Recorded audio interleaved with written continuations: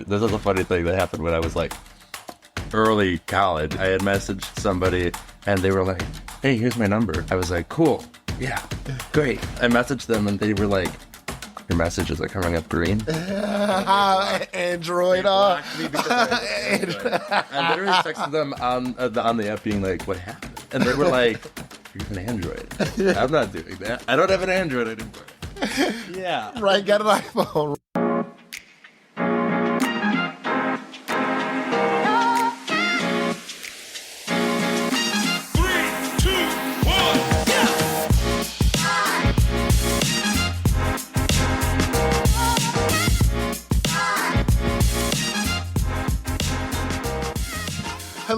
Hello, and welcome to Situaseans podcast. I'm your host, Sean Michael Williams, a.k.a. Shawnee Dude. You can call me Sean, Shawnee Dude. Does not matter to me. I'm just glad that y'all are here, and this handsome fellow is glad that y'all are here. What is that supposed to mean? What do you mean by that? Who is this handsome fellow? Can you just tell that I'm just flirting with this guy? And that's all I needed today. Right? I'm not gonna lie. Can I leave the podcast now? Right, exactly. I just needed somebody to flirt with me, and now I'm fine. Right, exactly. Mission accomplished. Podcast over. All right, thank you all for tuning in. So who is this guy right here? Well, if you're watching on YouTube and if you're listening, yeah, you just heard the wonderful bassy voice. That's me. That was not bass at all. This is where I was speaking at that moment, and this sounds like a prepubescent boy. This is where I naturally sit, and I will stay here just to prove that I can do it. The entire show.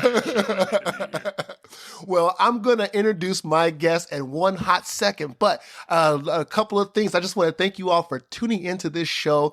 Whenever you all submit your stories, situationspodcast.com/submit. It really, really drips love onto my heart. And, you know, I've been saying this. This is a cool little saying. I've been saying this for a little bit now. Yeah. Drip, drip, drip, submit, because it's a drip of love. You're the cutest person ever. Aww. That was adorable. Yay! And so, yes, thank you all for tuning in and just, submitting to the show. And, this drill of this podcast is about dating, relationships, mental and emotional life experiences. Ooh, fucking wee! We're going to get down to it. It. And so today, we're going to be talking about, dating and, making new friends and connections and, just different spaces that you exist in, in your individual lives. Also, just meeting people from different walks of life. And so, we also have a listener submission. Thank you all for submitting. As I always say, drip, drip, drip, submit. And a listener submission is kind of about a question about, dating when you have very, committed passions and hobbies that you want to pursue, but you have, a little bit of negative energy or kind of judgmental energy from close family. So we'll get into that in a second. So, without further ado, y'all are in for the treat with my guest. I'm not going to steal the thunder. I'm going to let you go ahead and introduce yourself. So please give a warm welcome. You were introducing me. I didn't have nothing prepared for that. Okay. It's all good. So without further ado, please give a very warm welcome to my special guest, Antonio Cruz. Hi, I'm Antonio Cruz. Let me think about what I do. I'm a performer. I just graduated from Millikan University with a BA in Human Services and Theater. Let's go. So it's a double degree.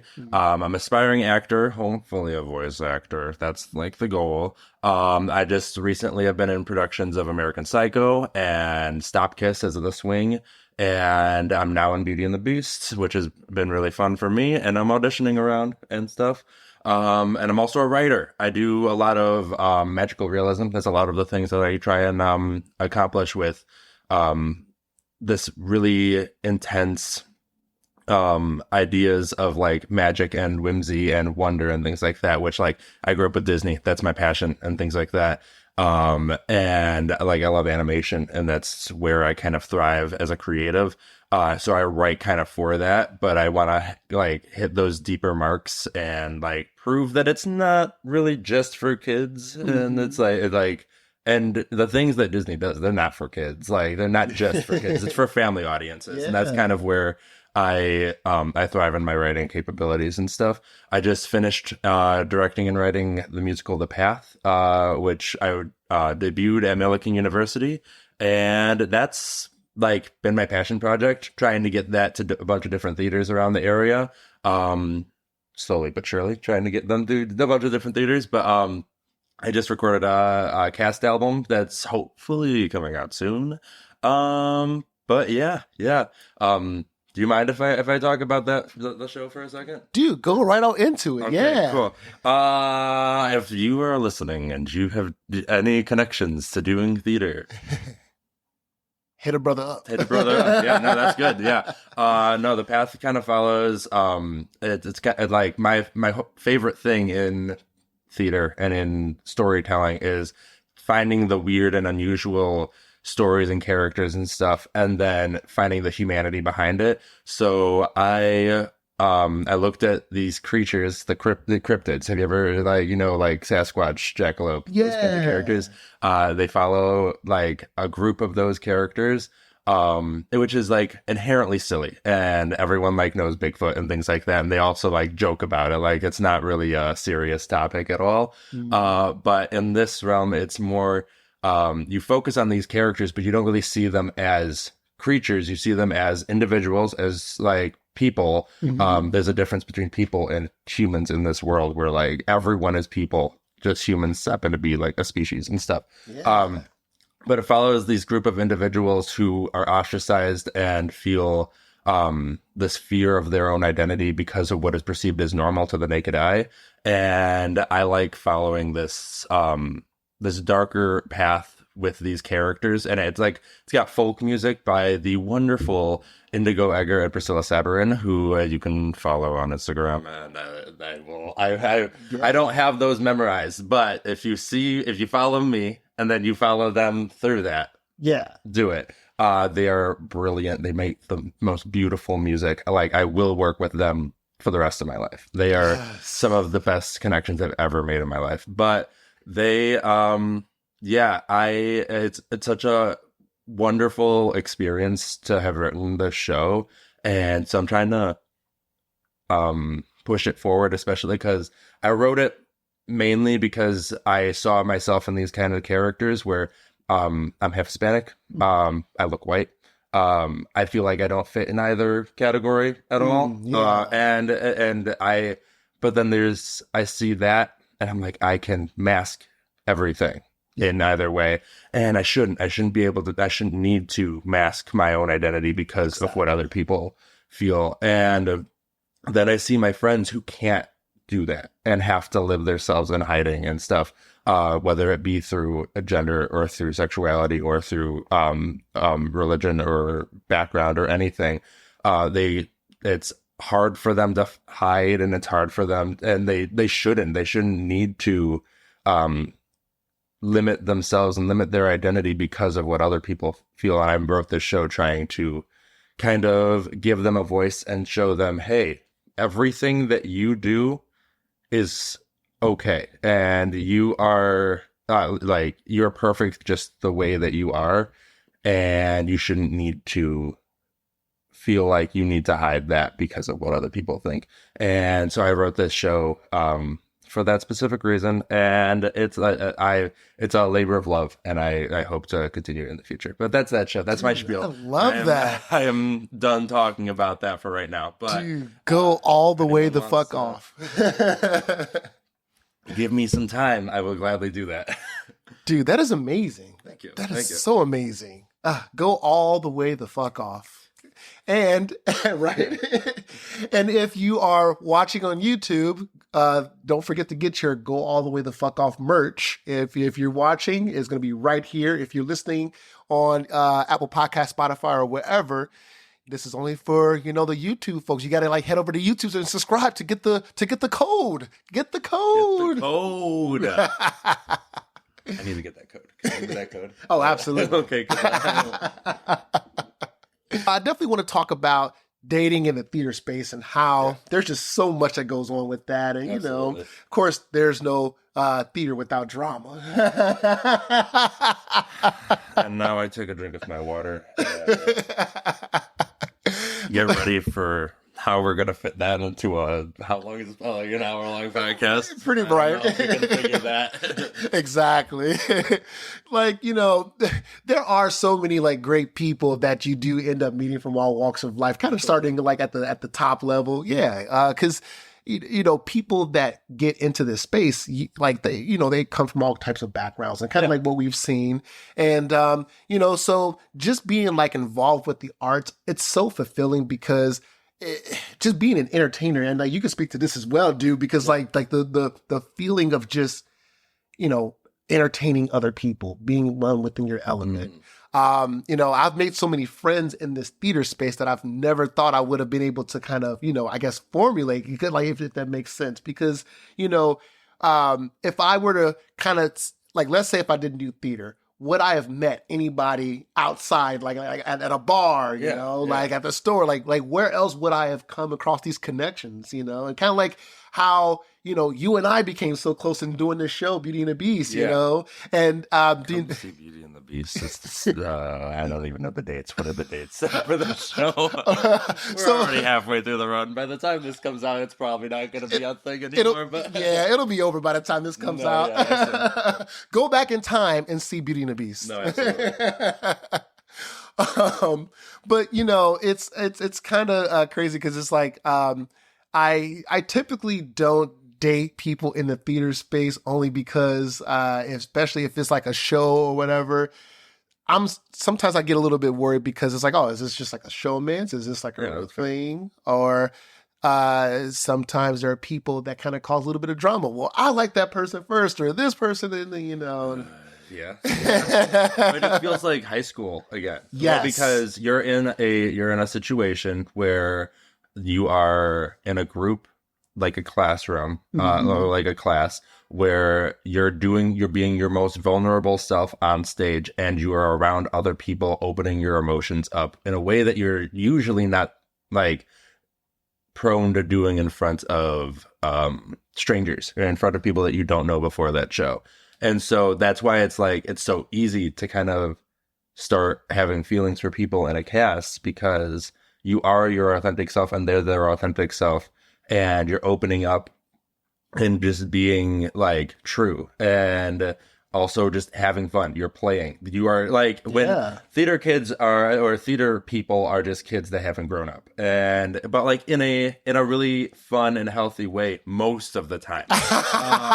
Most of the time. I haven't grown up. I'm writing animated movies. I don't think that and I'm like trying to voice act, and I play for a living. Like, I'm also a social like special services aide. So I'm like, I've got my like grounded thing as well. But I don't know.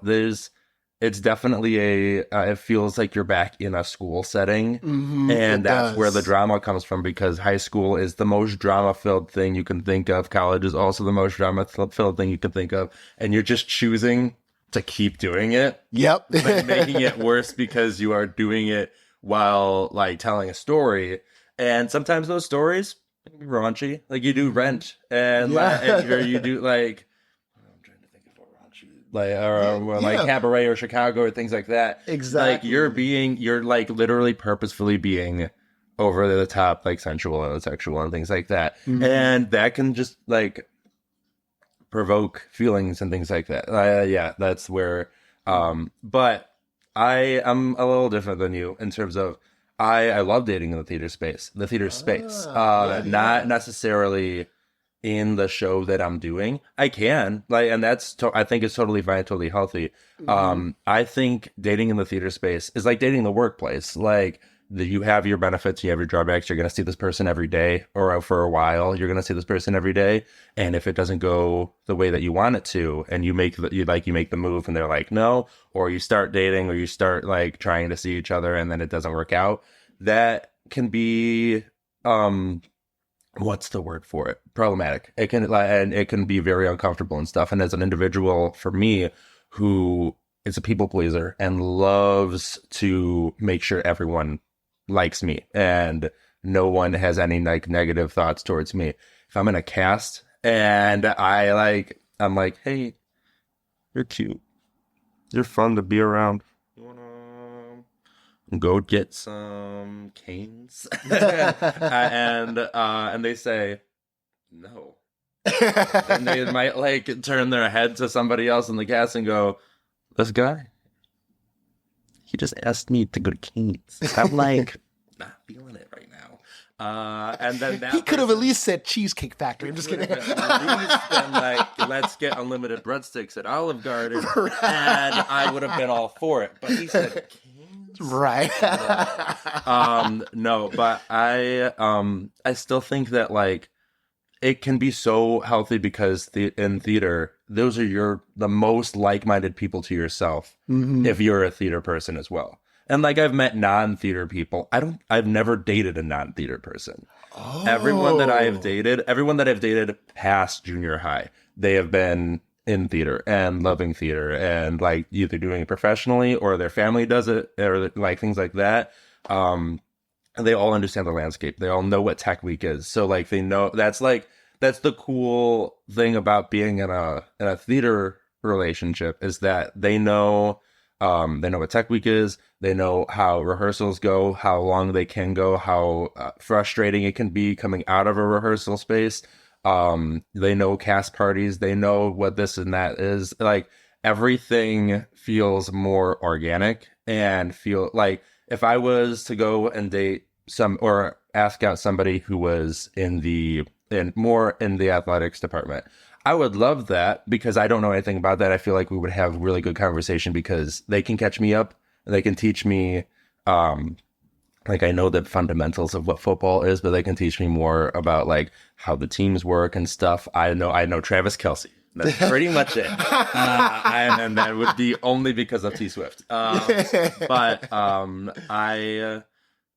was I saying? Oh, yeah. Because but they can teach me and I can teach them the theater space. And like, that's so cool to me because I get to show them musicals that they can find like the good things about and stuff. Mm-hmm. I've definitely had people who went up to me and were like, I don't really like musicals. And I'm like, which ones have you seen? They're like, I mean, I saw a high school production of Guys and Dolls once, and I went, that is why. That's why you don't like musicals, because you saw a high school production of a show that was made in, like, the 60s and 70s. Right. Or, I don't know, Guys and Dolls was made. Please don't hate me. The people that watch that knows when Guys and Dolls was made, please do not hate me for that. But I don't know. It's such an interesting space when you both know the theater space, too, because that's a different kind of intimacy and different kind of like talk back and forth, because now you both know theater. Now you guys can do a talk back where it's like, okay, what's your favorite show? But then you can get deeper and be like, what's your favorite like I Want song and things like that. And then you get into the more like Out There is my favorite I Want song from Unpack Notre Dame, and it's my favorite song of all time actually. But I had a good hour-long conversation with somebody went on a date with, and it didn't like go anywhere, but we're still friends. Mm-hmm. And we just talked about Hunchback forever because there's so much like behind it, and there's so much like emotion and comedy and drama behind it. And it's not a conversation I can have with somebody who doesn't know the theater space, right, who doesn't know how storytelling works, a 2-act structure versus a 3-act structure and things like that. That's like, I appreciate being in a theater relationship. And I appreciate dating in the theater space. You just have to like kind of tiptoe around certain things. You have to know that that's what you're going in, like that's what you want, and it goes deeper than a friendship, and you can see that, but you should take your time with it, and you should take your time with any relationship that you kind of get into, whether it be like depending on the level of relationship, if you're talking casual or if you're talking friendship or you're talking relationship, all of them you should put some thought into beforehand. and like get to know this person, on multiple levels, not just a surface level. Wow, this person's really attractive and they're really talented, so I'm gonna go for it. Talk to them, get to know their personality. Yes. Don't just jump to conclusions because you've seen how they perform and you think that that's how they are in real life, because sometimes it's not. Sometimes it's almost like their personalities. I mean, because obviously we're putting on a face when we're on stage, when we're in our element, because we're being somebody else in those moments. And just because somebody, like, let's say somebody is playing Snow White or whatever, like, or Cinderella, like, they're a charming person and just like lovely, be like, as far as like the character that they're playing, doesn't necessarily mean that person is that exact same mannerisms and way off stage. They could be completely, terrible, like to you, like same thing. This is for, doesn't matter what you identify as, it's definitely, so I guess to your point, you do have to kind of be careful about who it is that you interact with or the people that you want to get to know, because you never know what that person could be like. I mean, that's why it's important to just like you said, get to know them, like get to have those conversations and build that rapport. Yeah. I mean, you just like with everything, it doesn't even matter if it's just a friendship. Take your time with it. Mm-hmm. Learn this person, hang out with them in a group. Hang out with them like solo, but in like a public setting and stuff. Don't just jump straight into like, okay, we're hanging out like solo and just that's kind of it and stuff. Mm-hmm. But it's like, it's just fun to get to know people. It's fun to like, I'm an extrovert. I love talking to people. I love getting to know people. I'm in a weird mindset where my social battery gets bigger the more I hang out with people, which is like the opposite of most people. It's like social battery will drain after a while. My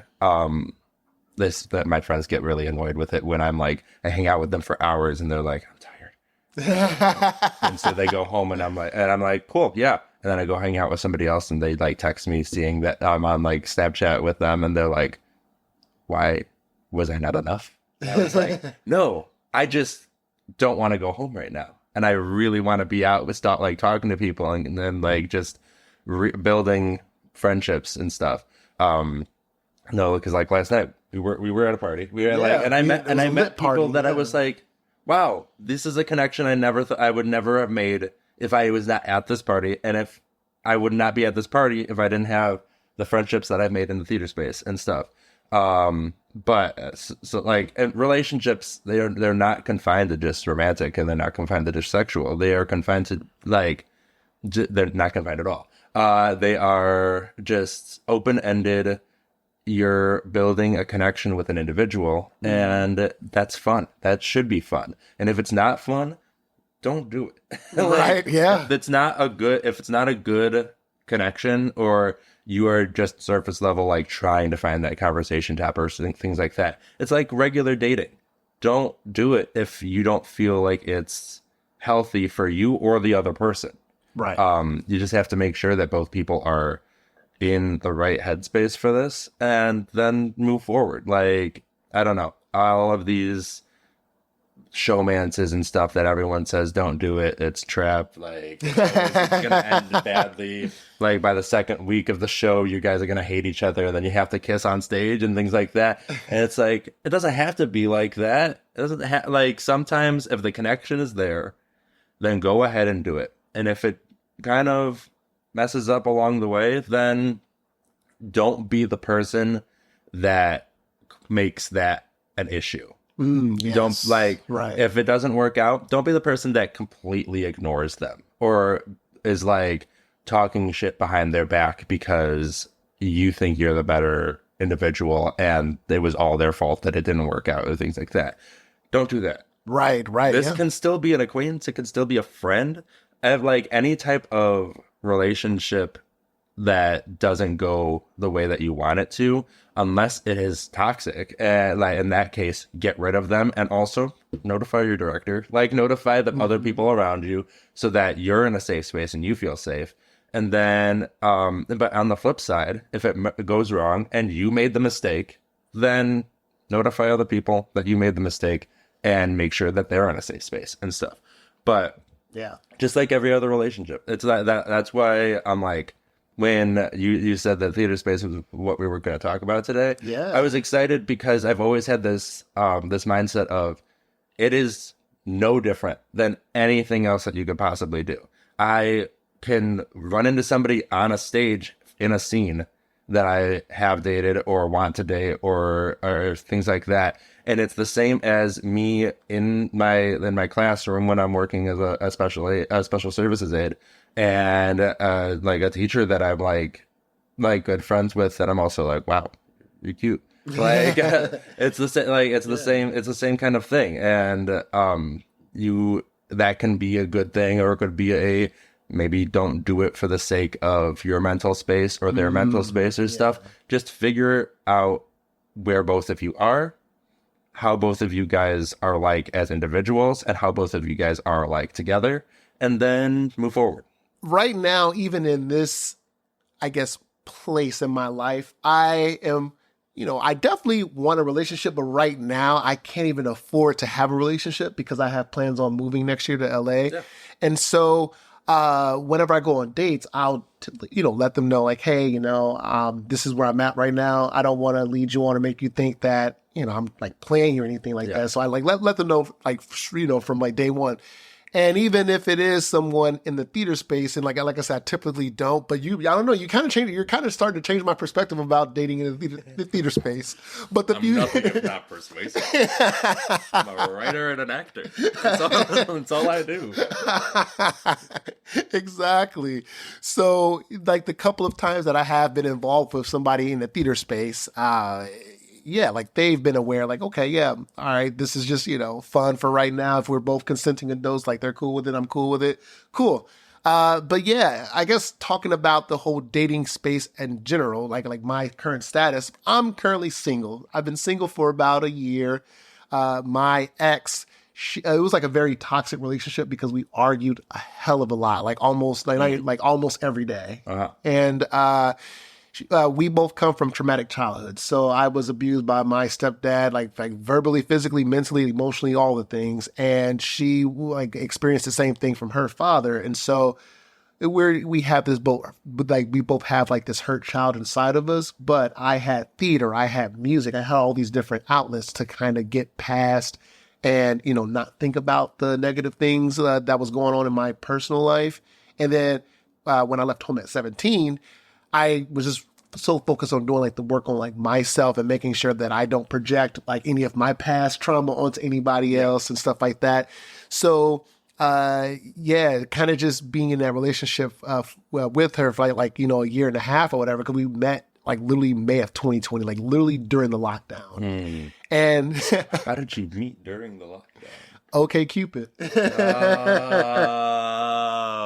I didn't know anyone used that. Yeah, but I really like using Hinge. But Okay Cupid, that was like one app that I used to like. But yeah, like these days I just mostly just use Hinge. But so after that whole relationship, I was like, okay, I need to kind of just focus on myself again, make sure that I'm not ignoring red flags, because that's what I did. I ignored all the red flags in that situation with her. And I was married for 2 years before that, I was married for 2 years, but it was 5 years before. At all. I feel so bad as a friend. I'm like, wow. No, you're all good, man. You're all good.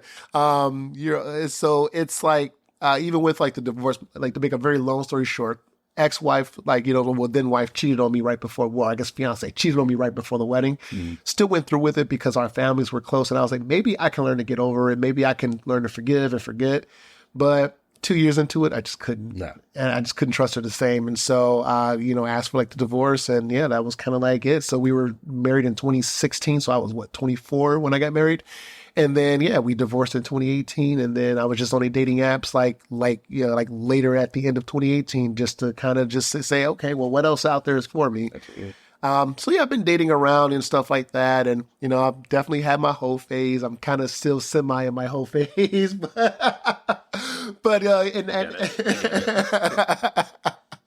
But yeah, so I'm kind of just right now just having fun. But tell me about you. What is your situation? So, What is your situation?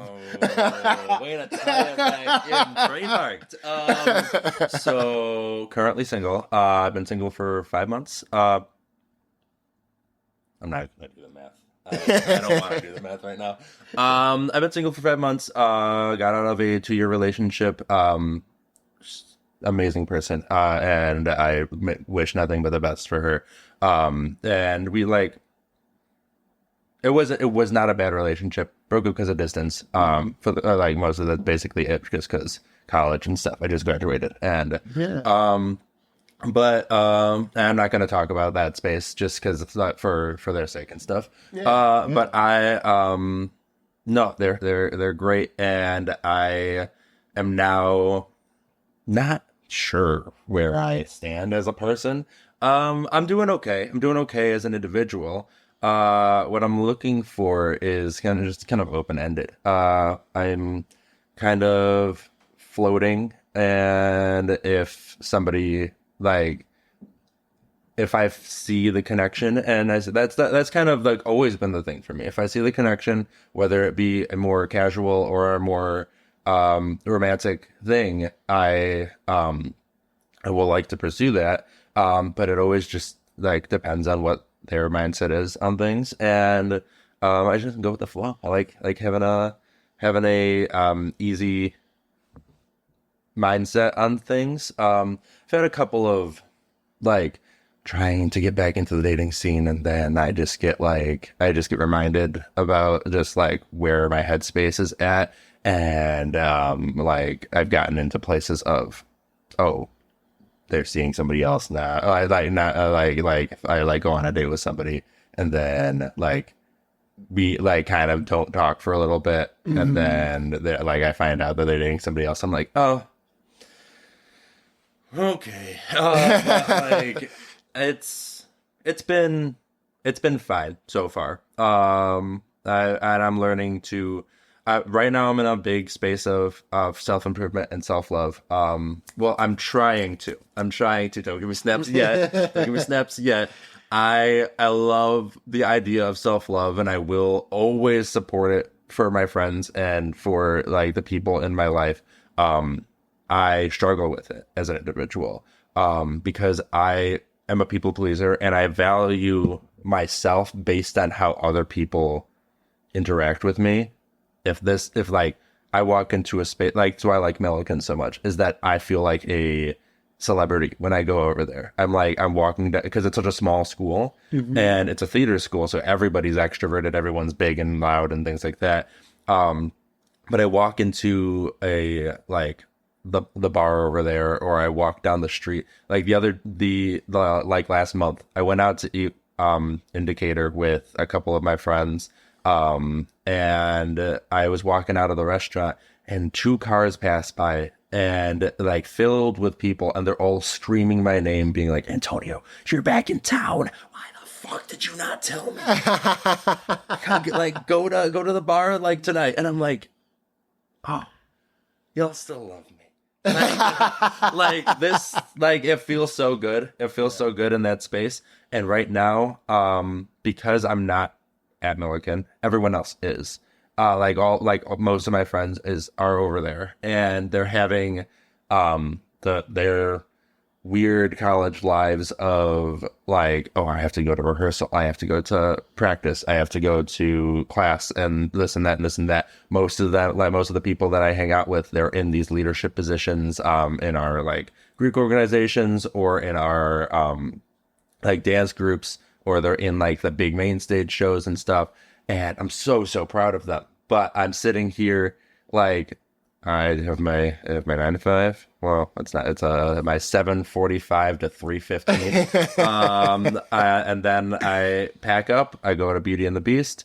I have my friends there, and I go back home, and I have my home friends. But they're all busy. Most of them are teachers, or doing engineer work or things like that, or they're still going to school here and stuff. I was in a really bad mental space at one point right before I graduated, and I texted a group of 20 people, 20 or like 25 people being like, hey, I know everyone, it's finals week and everyone's like leaving or studying or things like that, and you're all busy. So, but I'm graduating this week. If y'all want to do like a final goodbye thing, I would love that. And I was expecting maybe like 5-10 people to show up and stuff, just because of the nature of the week. And I walk in and I walk in with my cap for graduation because I wanted people to sign it. And it was like my symbolic way of being like, I'm walking the stage with them. They were the ones that got me here. They're the ones who got me over this stage, which I love. And well, I walked in and upwards of 65 people signed that cap, and like they like because people told people, and they came with hugs and like letters and things like that. I was bawling my eyes out, and like I was like, this is what I care about. Like the relationship and things like that. It'll come in time. Like for me, that'll come when I learn to love myself as an individual and not care about what everyone is thinking. But the more those kinds of things happen, the more it's proven to me that I am loved by others in a non-romantic way or in any way. My self-love kind of goes up, and like that, I've never felt better because I was in a bad headspace and stuff, but I was also like, this is where I need to be, and this is my family, and this is my second family. If you look at my Instagram, there's a whole reel section, or whatever those are called, highlight reel thing, that's just called Second Family, and it is all of my friends, everything that I've ever like they've ever posted or I've ever posted.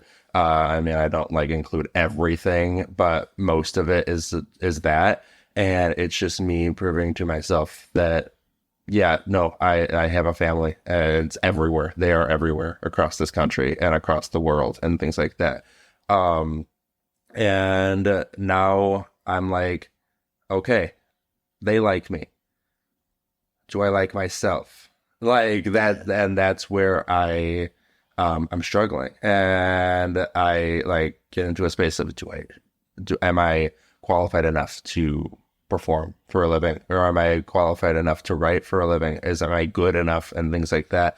And am I like attractive enough and things like that? And the more you get into the headspace, the less you're going to think about it. Not the less you're going to think about it, the less you're going to think that those are true. Yeah. Mm-hmm. That's what I mean. I'm trying to get better about that. And once I get into that headspace, I think that it'll be easier for me to warm up to like dating and things like that. And it doesn't mean that I'm not opposed to going and dating right now. And I do, and I have fun doing so.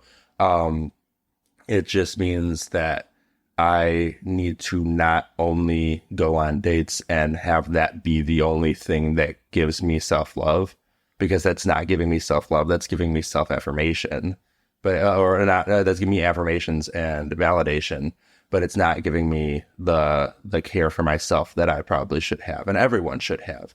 Everyone should put themselves first in a non-toxic way. Yes. Recognize you have faults, and you have room to grow, and you have room to improve as an individual, and also recognize that everyone else does too. And we are all unfinished and imperfect individuals, but you need to recognize that does not mean that you are not worth it, and you are not just fantastic as a person. Yeah. Absolutely. Well, that's where I'm at. I kind of scooted around the I'm kind of dating, kind of not dating. I'm dating, but I'm like not like doing the best at it, because I'm not doing the best at loving myself. And No, I mean, I really appreciate you, being open and transparent. I mean, like that's what it's all about,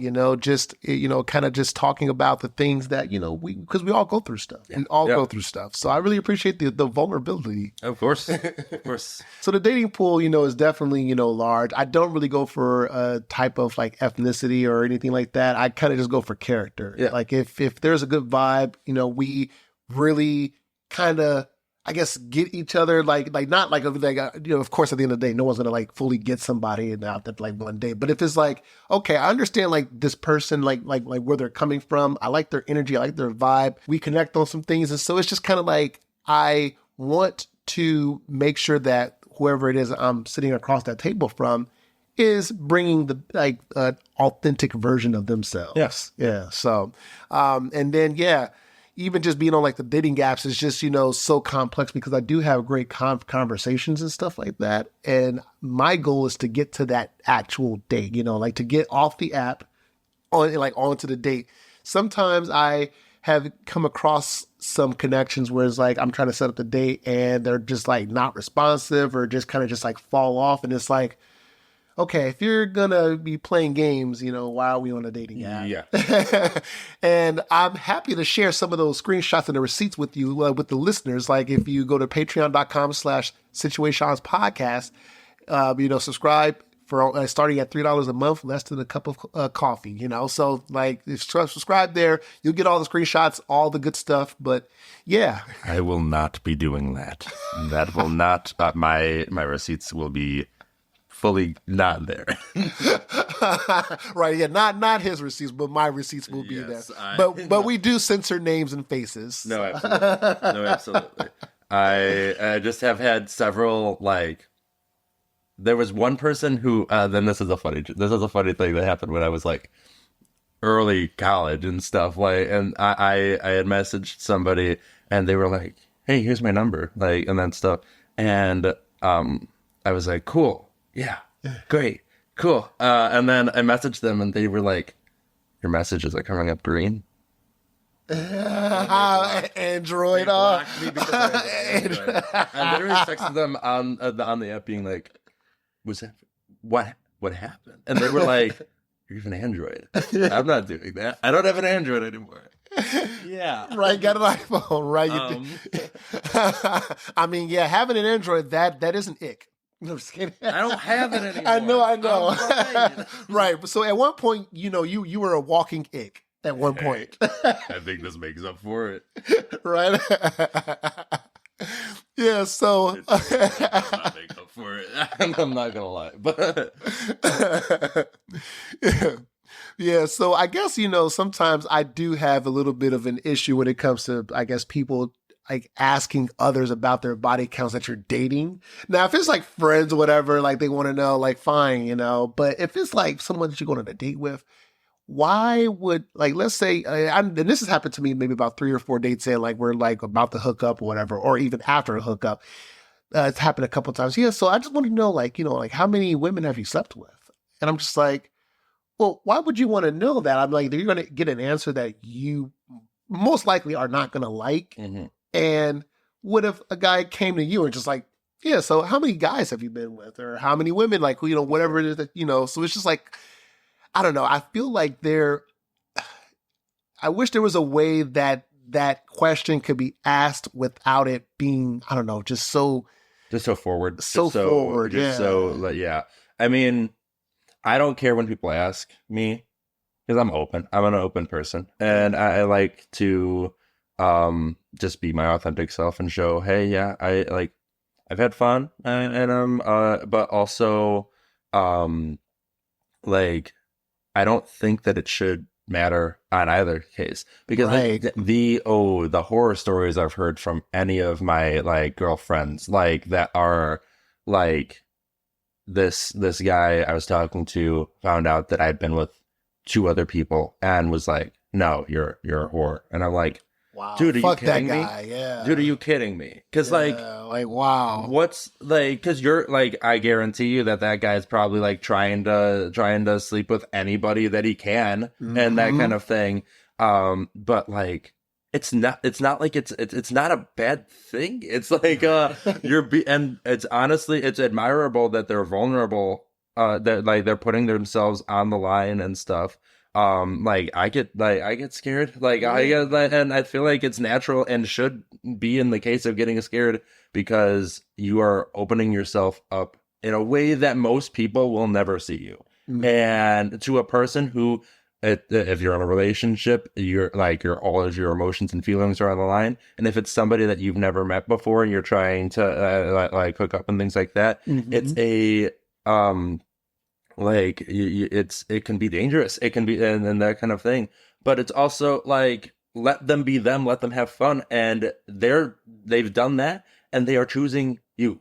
They are choosing to do something with you, and I'm like, every time like that happens, I'm like grateful. I'm like, heck yeah.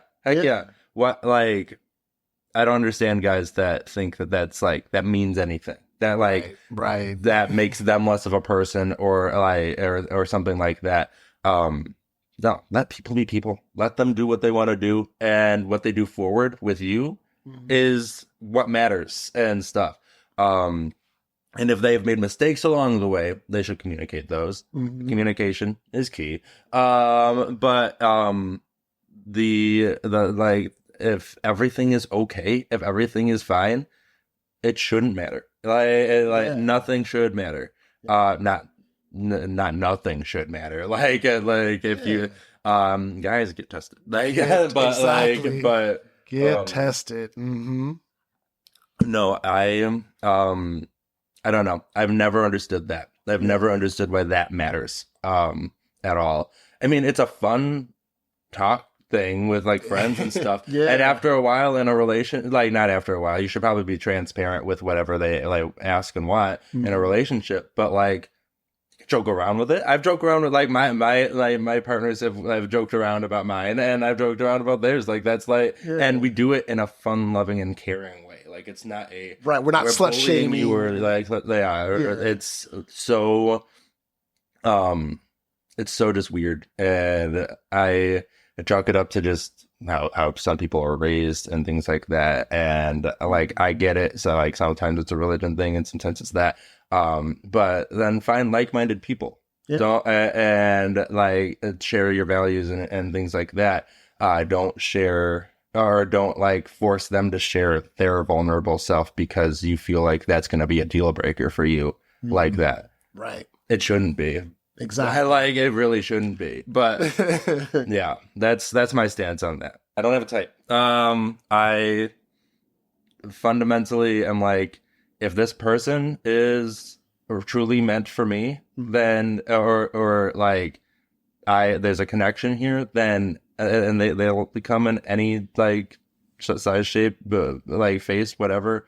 Then yeah, great. I'm straight, but like if a guy walked into a room that I was like to, and then we talked and we hit all the points, I'd be like, yeah, go for it, because like labels suck. Labels shouldn't exist. Like, and the society has kind of forced us to live in a place where everyone has a label. Everyone needs to like fit under these categories and stuff. And if you don't, then you're ostracized and stuff. That's why I wrote my show, because they like, it shouldn't be the case, and it has to be because of what society forces on us. And but like I classify it as straight, but like I'm imagining a man that I'm like actually attracted to, like I'll like go for it. And that should go for like anyone. If you feel a genuine connection, and the only thing that's deterring you is because of what you have perceived your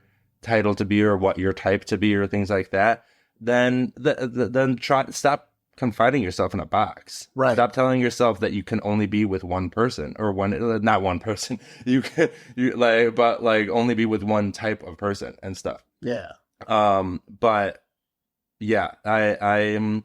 I've had crushes and gone on dates and things like that with and done stuff with just like a bunch of different types of people, and they're all great. They're all beautiful. They're all people who I am like, wow, this is an individual who is opening themselves up to me, and I admire that, and I'm like awestruck, and it doesn't matter, like, I don't know.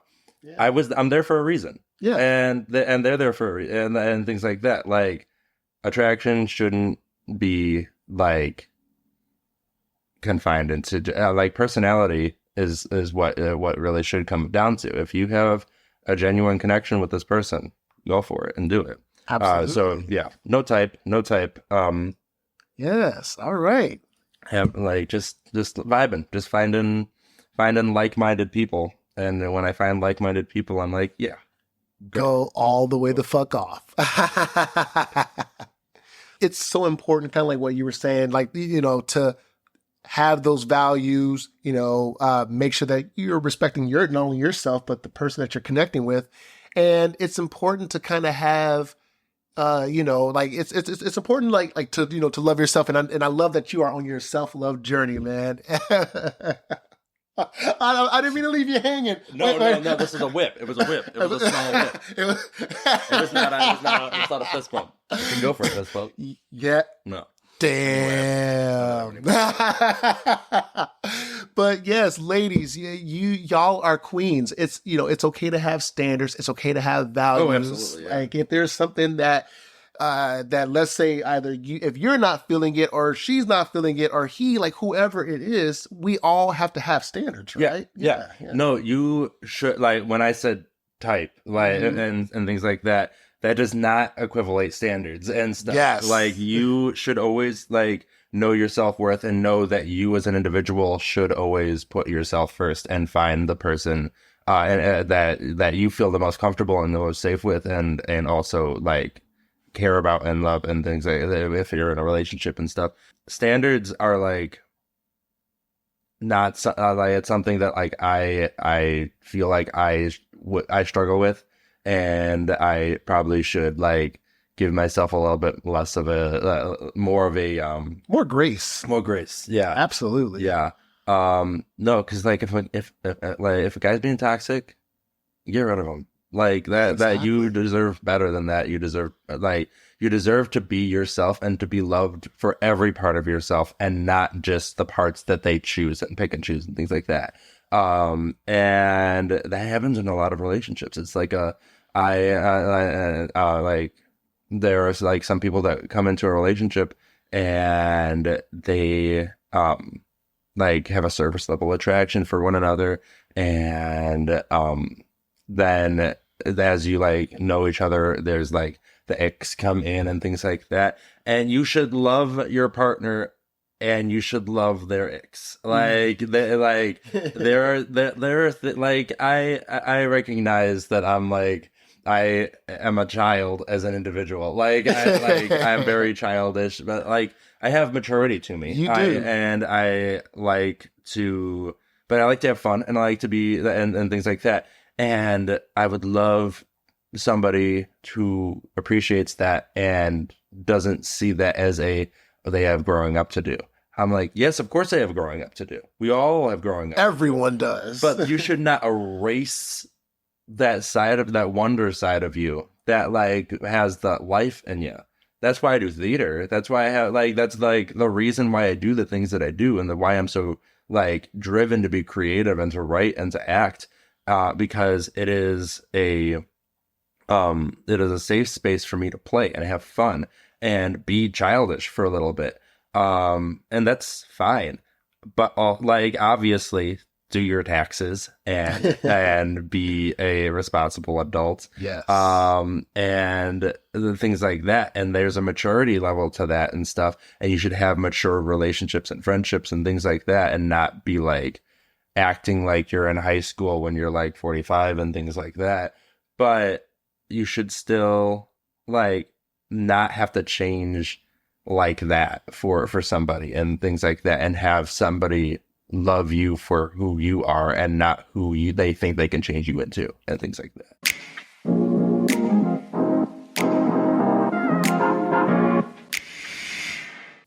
Today is a great day to start your own podcast. Whether you're looking for a new marketing channel, Have a message you want to share with the world, or you just think it would be fun to have your own talk show? Podcasting is an easy, inexpensive, and fun way to expand your reach online. Buzzsprout is hands down the easiest and best way to launch, promote, and track your podcast. Your show can be online and listed in all the major podcast directories like Apple Podcasts, Spotify, Google Podcasts, and more within minutes of finishing your recording. Hey, can I let you in a little secret? So I use Buzzsprout to host Situaseans podcast, and let me tell you, it has been the easiest tool I've ever come across for publishing and running a podcast. Podcasting isn't hard when you have the right partners, and the team at Buzzsprout is passionate about helping you succeed. So come on, join over 100,000 podcasters already using Buzzsprout to get their message out to the world. Follow the link in the show notes, and that'll let Buzzsprout know that we sent you. And guess what? That gets you $20 credit if you sign up for a paid plan, and overall, that helps support our show. Let's create something great together.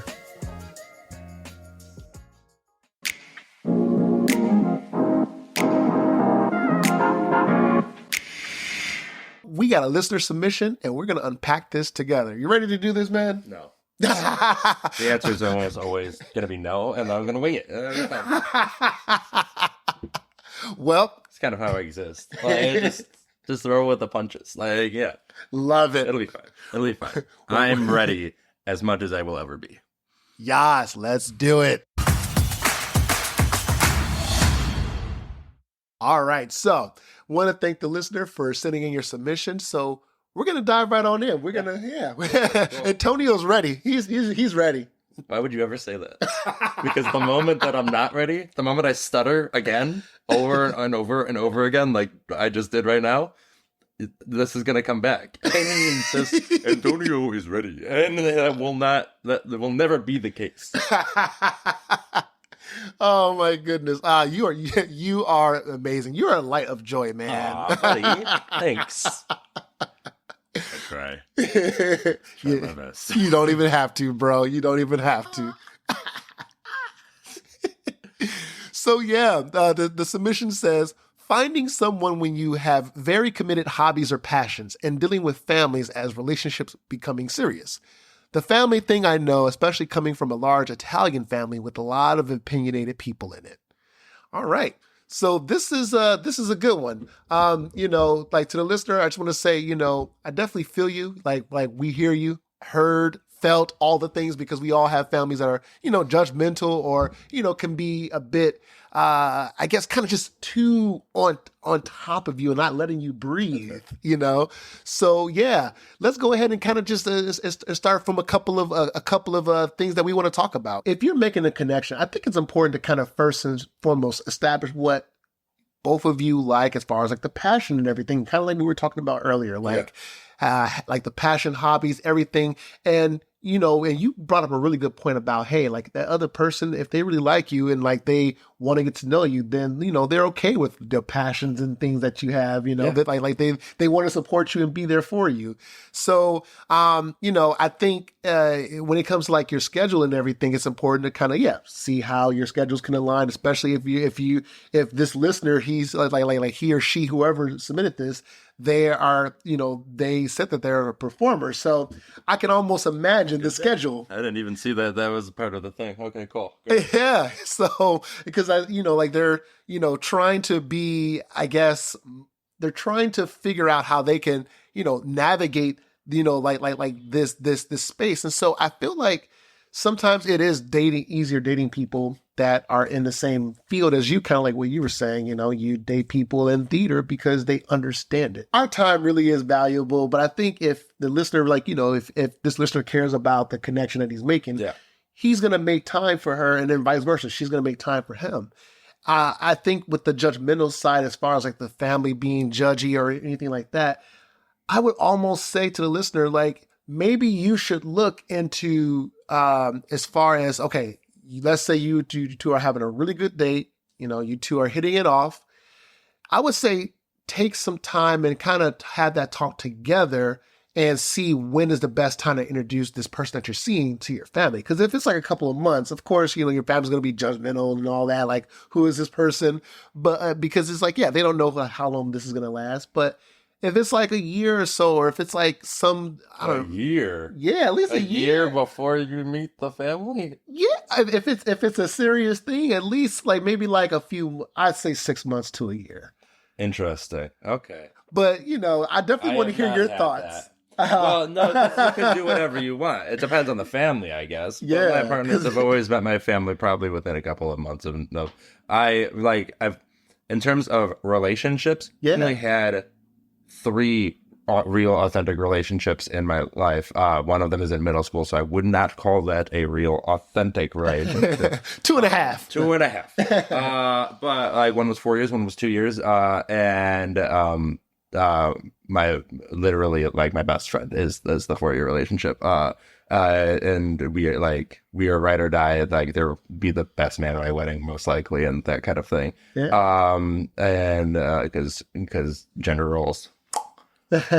Get out. But my family knew that one before that friend before they were a relationship. Okay, that's fair. Kind of Yeah. And in college, like they didn't know I was in a relationship until like a month in. Like, but I told them that I was in it a month in, and then like maybe met her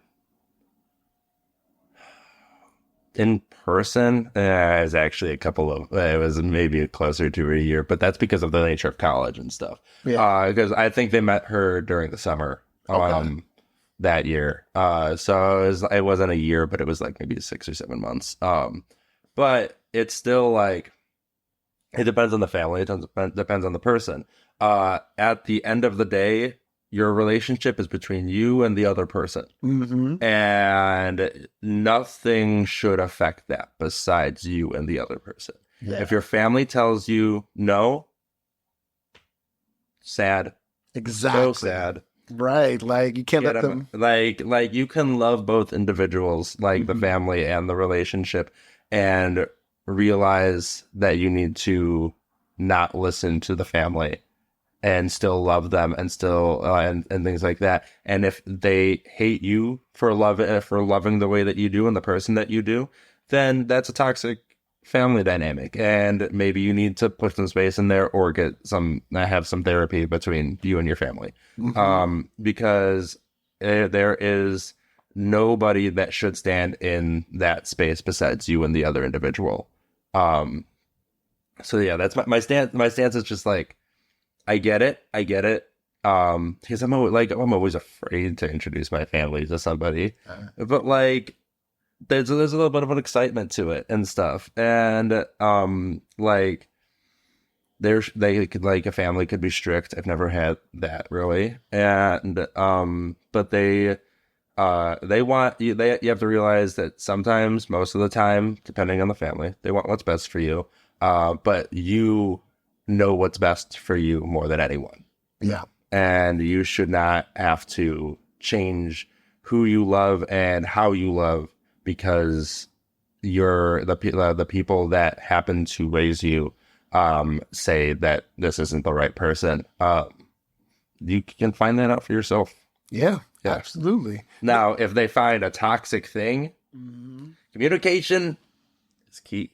If the family sees a fully toxic thing or like knows something about that person, and that goes with a friend too or something like that, like I feel like I've never had an experience with cheating, but like I feel like if a friend sees it, like they shed the responsibility of going to the person and communicating and stuff. Facts. But what's it called? That doesn't mean that the family can be like at Thanksgiving dinner with this girlfriend and then they stand up and like, hey, this person, I don't like their shoes. They're toxic. and stuff like that. No, if they genuinely see an issue, approach not the girlfriend or not the partner that you're bringing in, approach the individual yourself, the family member should, and have that discussion in a polite and respectful way. And if you're afraid to say it because you think that you're going to come off of judgmental, most likely the thing that you're saying shouldn't have been said. Like, most likely if it's like, I don't like this person because of like their history with religion. And I'm like, if you have to sit here and think about that for a second and are afraid to go up to your brother or your like son or things like, or daughter or things like that and say that about their partner, most likely you shouldn't say it. Most likely you're in the wrong for thinking that that is a toxic thing.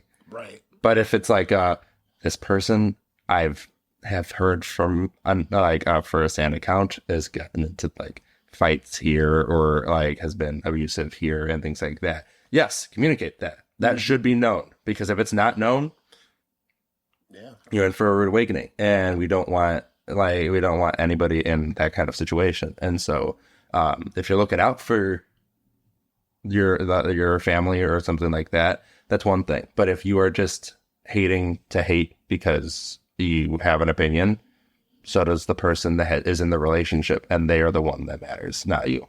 Exactly. Dude, couldn't have said it better. Like, yeah, it's important to make sure that whenever you're in that, like, whatever relationship is, yeah, you keep it between like the both of you. And if it's toxic, then yeah, like someone's gotta, you gotta get the help that you need. So I just hope and pray that, the listener, whoever it is that you're getting to know, yeah, like, depending on how that dynamic works between the both of you, like if it feels right after 3 months and you want to introduce her to the family or introduce him to the family, introduce them, Yeah.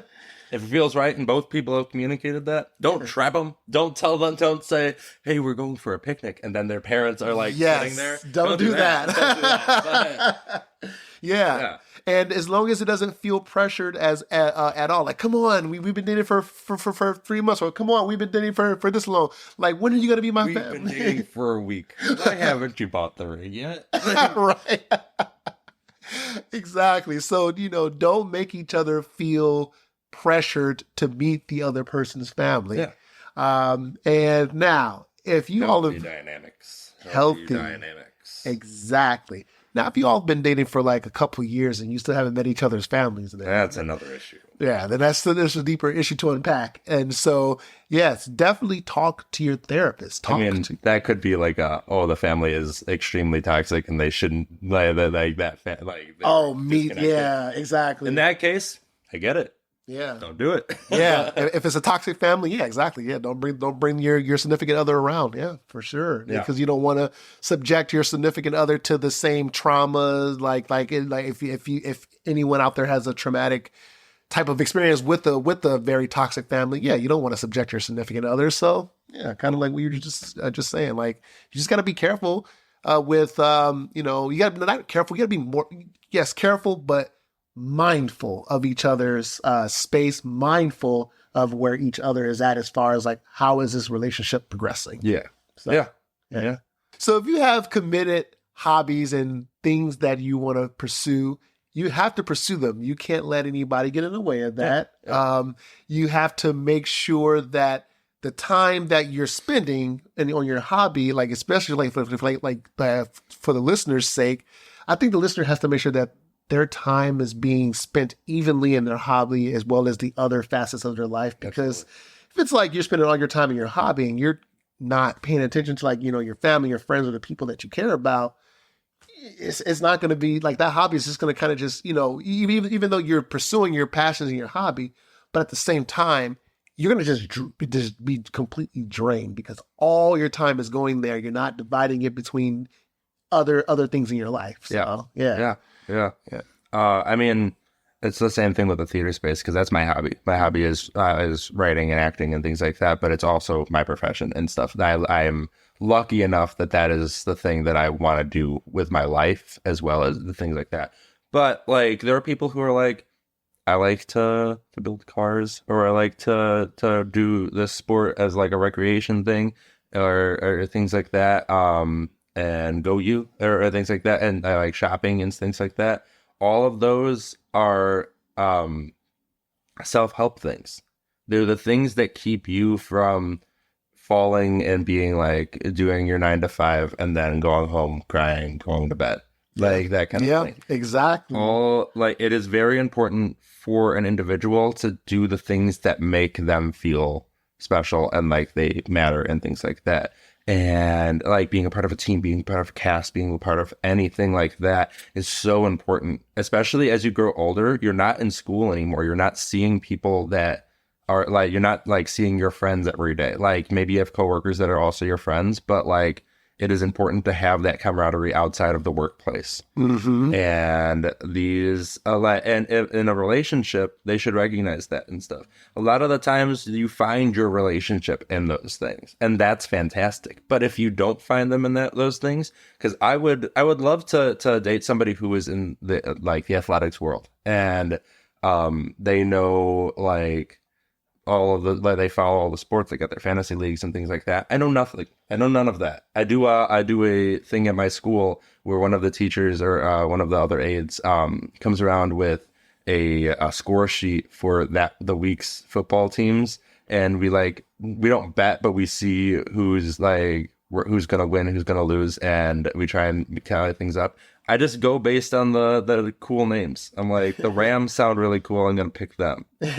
Sorry for anyone who hates the Rams. Please don't hate me. I just like the name. I do love the Mighty Ducks, and that is because of the movie. I'm well aware that it's hockey, but that's because of the movie. I love them, and I will always say that that's my favorite team, even though I'm from Chicago. But I would love to date in that space, and I would recognize what I would need to fully understand and communicate the practice times and game times and things like that. I would love to go see them. I'd love to go see a game and things like that. I'd love to go take them to a game, like a professional game and stuff. That's like a fun date, and they get to explain things to me. That's great. And then I can do the same thing with theater. I can show them a musical or a show, or like I can like put on a movie and then explain like, hey, this is what this and that is, and not mansplain it, but like get them to understand some of these parts and that parts if they're interested in it. And if this is an organic relationship, then hopefully they are interested in it, and hopefully they can get me interested in the sports and stuff. And that should be how it works. And in terms of scheduling things, you should always keep your relationship as a priority in your life. And if it's not, then maybe that relationship isn't right now. Maybe you need to take a step back or fully break it off, or maybe it's not the right person, or maybe it is the right person but not the right time, and that kind of thing. But everything needs to be communicated. Whether it be schedule, whether it be feelings about this and that, like it just all needs to be on the table, and everyone needs to be aware of it. And then once that's there, you're good. You're like and that's hard. It's like I say all of these things this entire time. I've been saying these like you have to communicate, you have to do this, you have to do that. It's hard because that you're opening yourself up in a way that you're the only person that knows any of the things that goes on in your head. And as soon as you get those out of your mouth and into the person that you care most about right now, that's so scary and stuff. Especially like if you get in a fight with somebody. Like you're arguing back and forth and stuff, and you want to explain, hey, this is what I'm feeling, but you don't want to explain that because that means that you have to open up in a way that you don't want to right now, or you have to explain that they're doing this thing wrong and you don't want them to feel bad about it. That like I get it. It's hard. It's really hard, but it's necessary. Yeah. And in the same vein, so is communication in terms of like scheduling and hobbies and things like that. Your partner should always support you in the things that you want to do, in the things that you care about and stuff. If they tell you to quit your things or spend, they can tell you to spend less time if it's like, if you're spending all of your time on it. But if they say to quit it, then you got to quit them. If they say yes, exactly. That's it. That's like it should be always the case. But I understand when like you feel like you care about somebody and they care about you, and they tell you to do something, you feel like you're obligated to do it. And in reality, it should be which of these two things, like, what do you care about the most? What's going to be the best in the long run? If your person is telling you, I'm going to be your place of your safe place, and I don't want you to have another safe place, or like another, like would it be a cast or a team or things like that, that's toxic, and you need to reevaluate why you're here in the first place, like, and that kind of thing, and then communicate that with them. Absolutely. Don't just break up with them. Communicate that with them, and if they don't change that, then you make that the next step. Yeah, because feelings are valid, opinions matters. Like, and even if we don't necessarily agree with like each other's opinions, you know, it's important to still express those opinions. It's important to still acknowledge those feelings and thoughts and emotions. And so, yeah, like everything you said, man, like I definitely agree.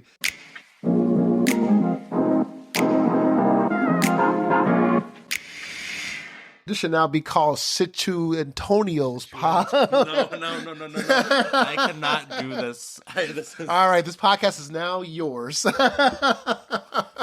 These 3 cameras are more than I could ever comprehend. These 3 cameras and 2 microphones, and I would never be able to do it. No, like I just, you know, I really appreciate you being able to kind of just, like, you know, really bring about a lot of thoughts and feelings in your own perspective and experiences, and being able to kind of share that with the listeners, as well as, you know, dropping just all of these buckets of knowledge. I really appreciate Writer. that. Right.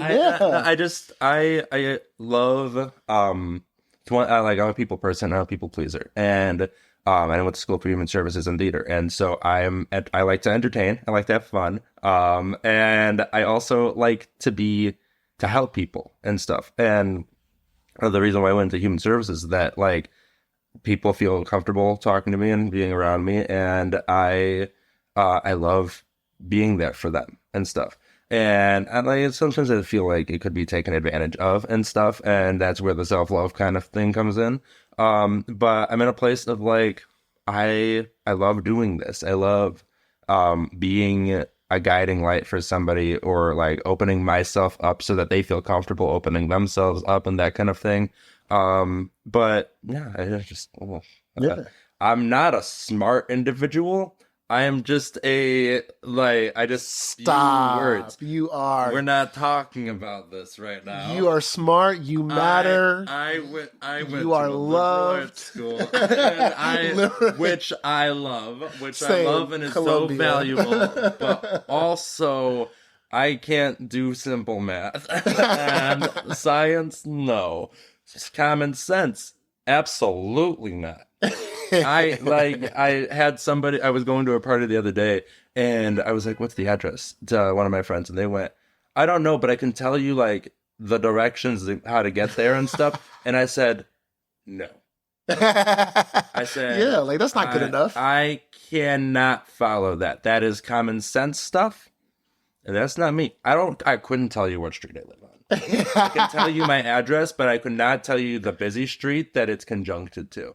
And my family hates me for it. But I appreciate myself and the things that I can bring to the table. And I think it helps to have those things, because I can't bring the things that most people can bring to the table. Well, hey, if anything, I appreciate you, you know, like just being Thanks, so buddy. open, man. We love it. The listeners, they love it. The viewers, they love it. We don't know that yet. They could hate me. Honestly, they could actually despise me. If they do, They take this episode down. Right. Right. There was never this episode. This episode never existed. It's like that one SpongeBob episode that nobody talks about. Oh yeah, the lost episode. The lost episode. Yeah. Oh my goodness. Well, so yeah, thank you so much for coming on to this podcast, man. Of course, yeah. Like, Thank you for inviting me. Absolutely, you are always welcome back. You're an official friend of the pod. Yeah. So, can you tell our viewers and our listeners how they can find you, your socials, how can they get connected with Antonio Cruz? So, I'm not telling you my Facebook. No. We don't do Facebook We around don't here. We don't Facebook, do that. and we don't do X. I ain't doing that. Oh, yeah. I have one just to see what's going on. Yeah. Just to see what kind of tomfoolery bullshit is going on that thing. But I have Instagram. So follow me at Antonio_RF_Cruz. That is ANTONIO_RF_CRUZ. I'm surprised I could do that. Spelling is hard. Even my name. I don't have a website yet. I do have a website. It looks awful. It is a blank page at the moment. But I'm currently developing it. It should be up in a month. I will be linking that on my Instagram. So there you go. I'll give you my Gmail. My Gmail at AntonioRFCruz626@gmail.com. I'll give it. There you go. Fine. Yeah. Email me with any business opportunities you guys got, because I need those. If anybody wants to put on The Path, the musical, I have the full script. I have all the music. Expertise right here. If anybody wants an actor for anything, yeah, I can do this, and this is the only thing I can do. But that's fine. I think that's enough.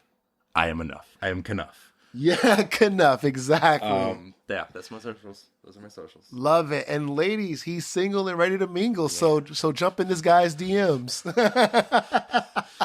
Okay. I didn't say that. And then, just let him know that, you came here, like you got to his DMs via Situaseans pod, like that way I can feel good knowing that, hey, like we're connecting here, guys. There's one big a network of connections. Yeah, do that. Do whatever you guys want. But there are 3 ways that you guys can submit to this show as well. Like, support the art. Go see Antonio in his shows. Go see Beauty and the Beast. Go back in time and see Beauty and the Beast. Go back in time and see my high school production of Susical the musical. Yes. Honestly. There you go. Pretty slick, you ask me. Love it. But yeah, like if y'all want to support the show, continue rating, reviewing, and subscribing Apple Podcasts. 5 stars. Right? 5 stars, please. Because I'm here. Exactly. I'm that cool. Exactly. And there are 3 ways that you can submit. The first way is, situationspodcast.com/submit. So go ahead, there's a submission form. It's anonymous. I won't know who submitted it. Antonio won't know who submitted it. I'll know who submitted it. I will know, and I will find you. I guess he's just all knowing. All right. Yeah. The second way is if you call the hotline, 312-586-2664. No, that is not my personal number. It is a hotline. I can give you his personal number. I have it. If you message me on Instagram, if you follow me on Instagram, I will give you his personal number. There you go. I will not. That is a disclaimer. And then the third way that you can submit is by emailing your submission. So situationspod@gmail.com. So I just gave you 3 ways to submit. Go ahead and submit. So if you're on a plane, a train, hell, if you are on a boat, wherever you are, take Situations Podcast with you. Boat was the most obscure one you could think of? Yeah. Like a space shuttle? Oh, like a hot air balloon? I didn't even think about that. If you are on a Zeppelin, then I think you need to subscribe to this. Love it. You see, like Zeppelin is the right word. What am I thinking of? Zipline? Zeppelin. Zeppelin. It's the blimp. Oh yes, the blimp. Yes. Yes, if you're in a blimp, yeah, there you go. Listen to Situations Podcasts. And if you are in a blimp and you're not subscribed, you don't deserve to be in a blimp. Right, exactly. Yeah, exactly. So yes, take Situations Podcast with you wherever you go. And thank you all so much. I will see you all back here for the next episode in a couple of weeks. Woo! Thank you.